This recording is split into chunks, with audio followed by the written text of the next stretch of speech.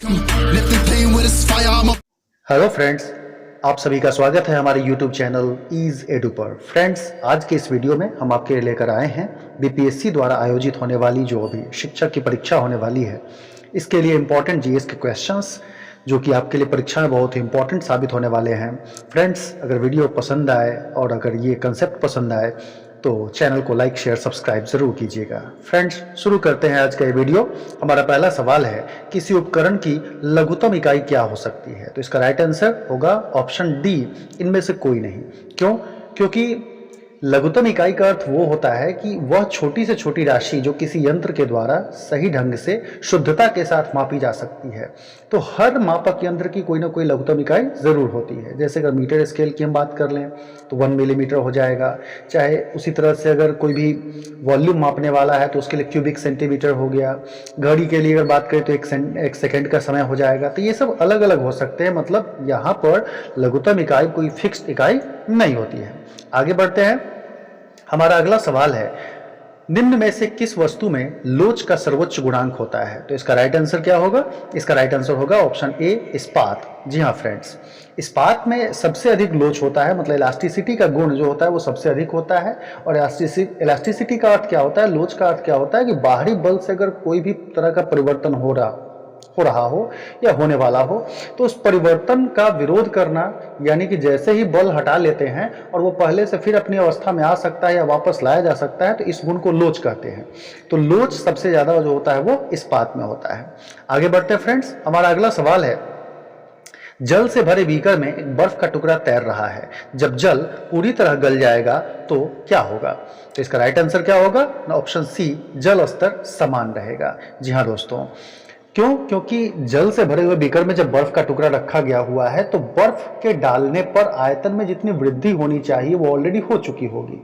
अब जब बर्फ पिघल करके पानी बन जाएगा तो जो कि बर्फ का घनत्व और पानी का घनत्व बिल्कुल सेम होता है, समान होता है।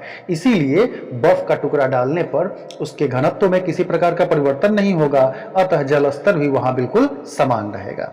आगे बढ़ते हैं फ्रेंड्स। हमारा अगला सवाल है, गैस समीकरण PV = RT में V का अर्थ किसके आयतन से होगा? इसका राइट आंसर होगा ऑप्शन सी, 1 मोल गैस। जी हाँ दोस्तों गैस समीकरण जो PV = RT होता है, इसमें जो V का मतलब होता है वॉल्यूम का मतलब आयतन। तो यह आयतन जो लिया जाता है गैस का, 1 मोल आयतन लिया जाता है। मोल एक परमाणुओं की निश्चित संख्या होती है जिसके अंतर्गत जो भी पदार्थ हैं समान ताप और दाब पर पदार्थों के आयतन के लिए मोल का उपयोग किया जाता है। और यह मोल एक निश्चित संख्या को दर्शाता है जिसमें अणु या परमाणुओं की समान संख्या को सूचित करता है। इसके वैल्यूज भी होते हैं, 6.022 × 10⁻23 लिया जाता है एटम्स और मॉलिक्यूल्स। खैर, आगे बढ़ते हैं। हमारा अगला सवाल है, तापमान के समान रूप से बढ़ने पर कौन सी वस्तु सबसे अधिक फैलती है? तो इसका राइट आंसर क्या होगा? Option C, gas. जी हाँ दोस्तों, तापमान जब समान रूप से बढ़ाया जाता है तो सबसे अधिक प्रसार जो होता है वो गैस में होता है। सबसे कम फैलते हैं ठोस से अधिक प्रसार होता है द्रव में, और द्रव से भी अधिक प्रसार होता है गैस में। तो यानी कि तापमान अगर बढ़ाएंगे तो सबसे अधिक प्रसार गैस का होगा। हमारा नेक्स्ट क्वेश्चन है, बादलों को गरज सुनाई देने से पहले बिजली की चमक क्यों दिखाई देती है? तो इसका राइट आंसर क्या होगा? ऑप्शन ए, प्रकाश की गति ध्वनि से अधिक होती है। जी हाँ दोस्तों, प्रकाश की जो गति होती है वह लगभग 3 लाख किलोमीटर प्रति सेकंड होती है, जबकि ध्वनि की जो स्पीड हवा में होती है वह लगभग 330-40 मीटर पर सेकंड के आसपास होती है। तो ऐसे केस में प्रकाश की स्पीड बहुत ही ज्यादा होती है, इसीलिए जब बिजली चमकती है तो पहले हमें उसकी चमक दिखाई देती है, तब हमें उसकी गरज सुनाई देती है। हमारा नेक्स्ट क्वेश्चन है, श्रृंगार मेज में किस प्रकार का शीशा इस्तेमाल होता है? तो इसका राइट आंसर होगा ऑप्शन सी, यानी कि समतल। जी हाँ दोस्तों, श्रृंगार मेज में समतल दर्पण का उपयोग किया जाता है ताकि जब वहां पर व्यक्ति सामने खड़ा हो तो उस केस में उसका जो प्रतिबिंब है वो बिल्कुल समान आकार का बने। तो समान आकार का बनने पर वह सही ढंग से अपने फिगर को, अपने इमेज को आईने में देख सकता है और जो भी अपना मेकअप वगैरह है वह सही ढंग से वो कर सकता है। हमारा नेक्स्ट क्वेश्चन है, बिजली के बल्ब में सामान्यतः कौन सी गैस भरी जाती है? इसका राइट आंसर होगा ऑप्शन बी, नियॉन। जी हाँ दोस्तों, बिजली के बल्ब में अगर कोई भी ऐसा गैस भर दिया जाए जो कि ऑक्सीकृत हो सकता है यानी अभिक्रिया कर सकता है, तो उससे बिजली का जो बल्ब का जो फिलामेंट होगा वो जल जाएगा। इसीलिए उसको जलने से बचाने के लिए, गलने से बचाने के लिए बिजली के बल्ब में निष्क्रिय गैस भरी जाती है। तो यहाँ जो भी ऑप्शंस दिए गए हैं इसमें नियॉन एक निष्क्रिय गैस है, अक्रिय गैस है, इसीलिए सामान्य रूप से यह भरी जाती है। नाइट्रोजन, ऑक्सीजन या ओजोन का प्रयोग हम नहीं कर सकते हैं। नेक्स्ट क्वेश्चन है, रेडियो एक्टिविटी की खोज किसने की? तो इसका राइट आंसर होगा ऑप्शन बी, बैक्वेरल। जी हाँ दोस्तों, हेनरी बैक्वेरल नाम के जो वैज्ञानिक थे उन्होंने ही रेडियो एक्टिविटी, जिसको हिंदी में हम रेडियो सक्रियता भी कहते हैं, और 1896 ईस्वी में इन्होंने रेडियो एक्टिविटी की खोज की थी, जो कि फ्रांस के वैज्ञानिक थे। नेक्स्ट क्वेश्चन है, दिन और रात होने का कारण क्या है? तो इसका राइट आंसर होगा ऑप्शन ए, पृथ्वी का अपने अक्ष पर घूमना। जी हाँ, पृथ्वी अपने अक्ष पर घूमती रहती है, इसी कारण सूर्य की जो किरणें हैं वो आधे भाग पर पड़ती है लगभग, तो आधे भाग पर दिन होता है, फिर जैसे जैसे घूमते जाता है फिर दूसरा भाग जब उसकी तरफ आता है तो दूसरे भाग में दिन और एक भाग में रात, ये क्रम चलता रहता है।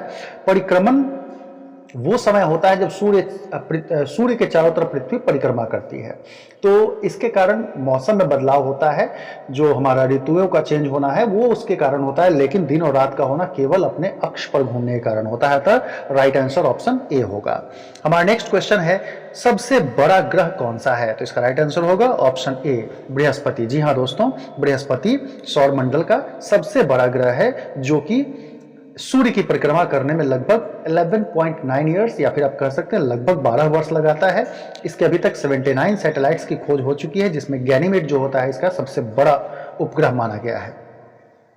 हमारा नेक्स्ट क्वेश्चन है, पहला अंतरिक्ष यात्री कौन था? तो इसका राइट आंसर होगा ऑप्शन ए, यूरी गैगरिन। जी हाँ दोस्तों, यह रूसी यात्री थे यूरी गैगरिन, जिन्होंने वोस्टैक 1 के द्वारा 12 अप्रैल में मतलब 1961 में इन्होंने प्रथम अंतरिक्ष यात्री के रूप में अंतरिक्ष में रह करके और लगभग 108 मिनट में इन्होंने पृथ्वी की परिक्रमा उस सैटेलाइट के जरिए की थी। तो इस तरह से पहले अंतरिक्ष यात्री के तौर पर यूरी गैगरिन जाने जाते हैं। आगे बढ़ते हैं। हमारा नेक्स्ट क्वेश्चन है, निम्न में से कौन यौगिक नहीं है? तो इसका राइट आंसर होगा ऑप्शन सी, हीरा। जी हाँ दोस्तों, यहाँ पर जो भी ऑप्शंस दिए गए हैं, चीनी बिल्कुल एक यौगिक है। चीनी बना होता है कार्बन, हाइड्रोजन और ऑक्सीजन से, जिसका फॉर्मूला होता है C12H22O11। उसी तरह से नमक, जो कि नॉर्मल साधारण नमक जो होता है वो सोडियम क्लोराइड होता है, NaCl, वह भी एक यौगिक है। पानी, जल का सूत्र H2O होता है, हाइड्रोजन ऑक्सीजन के मिलने से बना है, यह भी एक यौगिक है। केवल इसमें हीरा जो है वो सिर्फ और सिर्फ कार्बन परमाणुओं के मिलने से बना होता है, अतः यह यौगिक की श्रेणी में नहीं आता है। हमारा नेक्स्ट क्वेश्चन है, पानी में फिटकरी मिलाने का कारण क्या है? तो इसका राइट आंसर होगा ऑप्शन ए, सेडिमेंटेशन रेट को बढ़ाने के लिए। जी हाँ दोस्तों, सेडिमेंटेशन का मतलब होता है तलछट। पानी में जब फिटकरी मिलाई जाती है तो पानी में जो घुलनशील जो अशुद्धियां रहती हैं, जो भी निलंबित अशुद्धियां भी होती हैं, वो सब सेडिमेंटेशन रेट बढ़ जाता है, मतलब कि वो सब तेजी से अब क्या होगा, नीचे की तरफ उसकी पेंदी की तरफ जो गंदगी है वो चली जाएगी। मतलब गंदगी को बॉटम यानी तल पर बैठाने की प्रक्रिया सेडिमेंटेशन कहलाती है, और इस क्रिया में फिटकरी थोड़ा मदद कर देता है ताकि जल्दी से क्रिया हो सके। इसीलिए सेडिमेंटेशन रेट को बढ़ाने के लिए पानी में फिटकरी मिलाई जाती है जल के शुद्धिकरण में। हमारा अगला सवाल है, किस वैज्ञानिक ने बताया कि चार्ज इकाइयां मैटर से जुड़ी होती है? तो इसका राइट आंसर होगा ऑप्शन बी, स्टोनी। जी हाँ दोस्तों, स्टोनी जो वैज्ञानिक थे उन्होंने बताया कि चार्ज यानी कि आवेश की जो इकाइयां होती हैं वो मैटर से जुड़ी होती हैं। इस बारे में प्रकाश डालने वाले, इससे जुड़े हुए सिद्धांत देने वाले स्टोनी थे। हमारा नेक्स्ट क्वेश्चन है, निम्न में से कौन हमेशा पूर्ण संख्या में होता है? तो इसका राइट आंसर होगा ऑप्शन सी, परमाणु संख्या। जी हाँ दोस्तों, परमाणु द्रव्यमान यह पूर्ण संख्या में हो भी सकता है, नहीं भी हो सकता। आप देखेंगे जब परमाणु का पूरा आप अगर देखते हैं वर्गीकरण उसका, तो उसमें आप देखेंगे कि परमाणु द्रव्यमान जो होता है वो दशमलव में भी होता है। परमाणु का विन्यास ये भी पूर्ण संख्या में हो या नहीं भी हो सकता है, लेकिन परमाणु संख्या जो होती है वो परमाणु के अंदर उपस्थित इलेक्ट्रॉन या प्रोटॉन की संख्या होती है, जो कभी डेसिमल में नहीं हो सकता है। इसीलिए परमाणु संख्या हमेशा पूर्ण संख्या में ही होगी। हमारा नेक्स्ट क्वेश्चन है, समान तापक्रम और दाब पर सभी गैसों के समान आयतन में अणुओं की संख्या समान होती है, यह किसने कहा? तो इसका राइट आंसर होगा ऑप्शन बी, एवोगैड्रो। जी हाँ, एवोगैड्रो साइंटिस्ट जो थे उन्होंने बताया था कि समान तापक्रम और दबाव पर जो सभी गैस हैं उनमें उनके समान आयतन में हम अणुओं की संख्या देखें तो बिल्कुल समान होगी, और इसी को हम 1 मोल कहते हैं। जो अभी थोड़ी देर पहले मोल वाला जो क्वेश्चन आया था 1 मोल गैस का, तो 1 मोल जो होता है वो यही होता है कि समान तापक्रम और दाब पर सभी गैसों के समान आयतन में अणुओं की समान संख्या होती है, और यह निश्चित संख्या ही पदार्थ का 1 मोल कहलाती है। यह कथन देने वाले साइंटिस्ट जो थे वो एवोगैड्रो थे। इसीलिए इस नंबर को, जो मोल का नंबर होता है, उसे हम एवोगैड्रो संख्या के नंबर या एवोगैड्रो नंबर के नाम से भी जानते हैं, जिसका वैल्यू मैंने पहले ही बताया था 6.022 इंटू 10⁻23 एटम्स या मॉलिक्यूल्स। आगे बढ़ते हैं। हमारा अगला सवाल है बाह्य कर्ण किसमें उपस्थित होते हैं? तो इसका राइट आंसर होगा स्तनपायी, ऑप्शन डी। जी हाँ दोस्तों, स्तनपायी जो भी होते हैं उनमें बाह्य कर्ण का प्रमुख लक्षण होता है। बाकी में बाह्य कर्ण आपको देखने को जल्दी नहीं मिलेंगे, लेकिन स्तनपाइयों का, मैमल्स जो भी हो गए, उन सब में, चाहे वो आदमी है, हाथी है, घोड़ा है, कुत्ता है, बैल है, बकरी है, इन सब चीजों को आप देखेंगे तो इनमें बाह्य कर्ण मतलब कान जो होता है बाहर की तरफ बॉडी से बाहर निकला होता है, ये उनका मुख्य लक्षण होता है। हमारा नेक्स्ट क्वेश्चन है फूलगोभी का जो अंश खाया जाता है वो क्या कहलाता है? तो इसका राइट आंसर होगा ऑप्शन बी, पुष्प रचना। जी हाँ दोस्तों, फूलगोभी का जो अंश हम यूज करते हैं वह दरअसल पुष्प रचना होता है। फूल उसे हम सिंपली नहीं कह सकते हैं, क्योंकि पुष्प की एक पूरी संरचना उसके अंतर्गत होती है, इसीलिए उसे हम पुष्प रचना या आप इसके जगह पर पुष्प क्रम भी कह सकते हैं।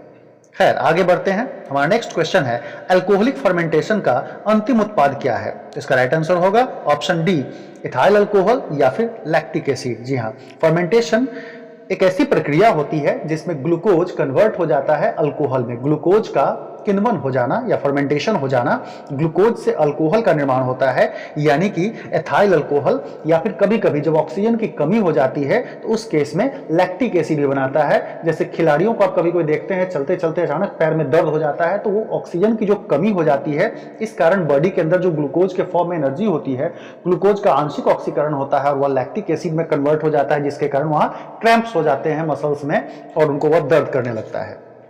खैर, आगे बढ़ते हैं। हमारा अगला सवाल है विकास सिद्धांत की क्रमवार व्याख्या करने का श्रेय किसको जाता है? तो इसका राइट आंसर होगा ऑप्शन डी, चार्ल्स डार्विन। जी हाँ, चार्ल्स डार्विन ने ही विकास सिद्धांत दिया था और क्रमवार उसकी व्याख्या की थी। इनका बहुत ही फेमस बुक, इनकी जो बुक थी, फेमस बुक जिसका नाम था द ओरिजिन ऑफ स्पीसीज।